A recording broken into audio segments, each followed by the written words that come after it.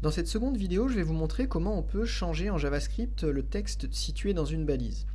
Alors, je repars de mon document précédent, je vais masquer la fenêtre CSS, elle ne va pas me servir. Voilà.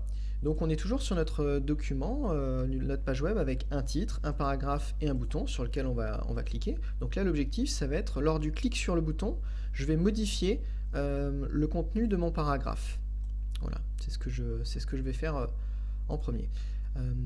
Donc finalement, cette ligne-là, je vais la laisser, puisque cette ligne-là, elle ajoute un gestionnaire d'événements à mon bouton, comme je vous avais montré dans la première vidéo, et puis ce gestionnaire d'événements, il va regarder quand est-ce qu'on va cliquer sur ce bouton, et si on clique sur ce bouton, la fonction qui s'appelle ma fonction va être appelée. Voilà, donc ces lignes-là ne vont plus me servir, et je vais utiliser, enfin je vais remplacer ces lignes par les instructions qui vont permettre de modifier le contenu de ce paragraphe. Pour accéder à mon paragraphe, alors déjà je vais créer une variable que je vais appeler para. Alors comment j'y accède, comme ce qu'on avait vu dans la première vidéo, je vais faire document.query selector,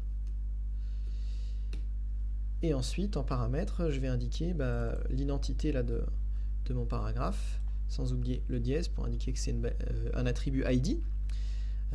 Voilà, alors ça me permet d'accéder au contenu, enfin à mon paragraphe. Comment maintenant je vais accéder au contenu de mon paragraphe, c'est-à-dire le texte qui est écrit ici.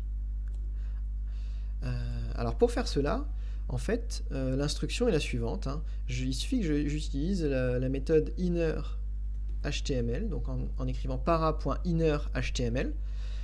Ça va me permettre de récupérer le contenu de mon paragraphe. On peut vérifier ce contenu. Alors, je peux l'afficher dans la console, simplement pour vérifier que ça fonctionne correctement. Voilà. Donc essayons. J'exécute le code.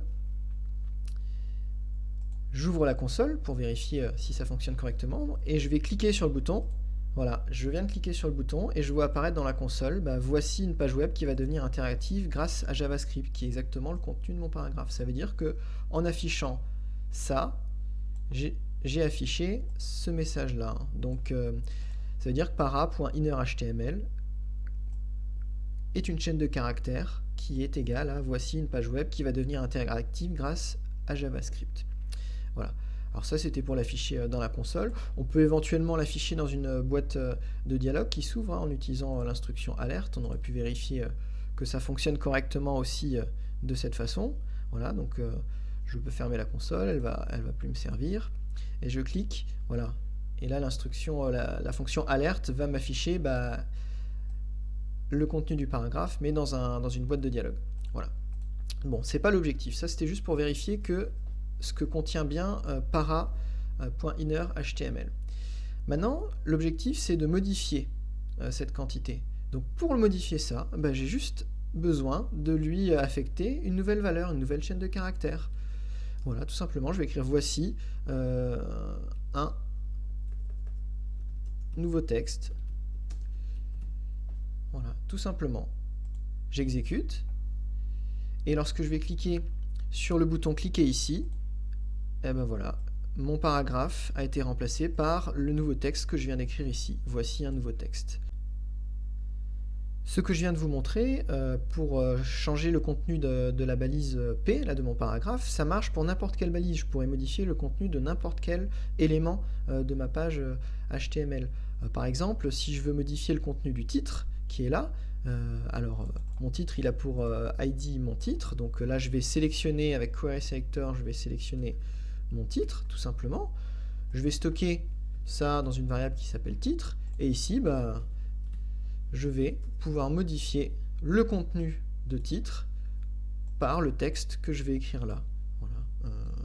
Donc le titre, ça pourrait être changer le texte d'une balise. Voilà. J'exécute le code, et lorsque je vais cliquer sur le bouton qui est là, on voit que c'est le titre qui vient d'être changé. Voilà, je pourrais aussi modifier le contenu de ce qui est affiché sur mon bouton en utilisant l'attribut bouton, hein, tout simplement, qui est ici. Voilà, et ça je le remplace par clic. Voilà. Bon. Je fais les choses bien jusqu'au bout, hein, je change le nom des variables pour que ça reste cohérent, mais on aurait pu laisser la même chose, simplement pour vous montrer. Voilà, donc j'exécute le code, et lorsque je vais cliquer sur le bouton, ben voilà, c'est le texte qui est dans ma balise button qui est modifié. Et dernière chose que je voulais vous présenter, c'était une façon d'écrire ces deux lignes-là en une seule ligne, hein, pour raccourcir un petit peu le code. Parce qu'en fait, le bouton, la variable bouton qui est ici est égale à tout ce que je viens de surligner.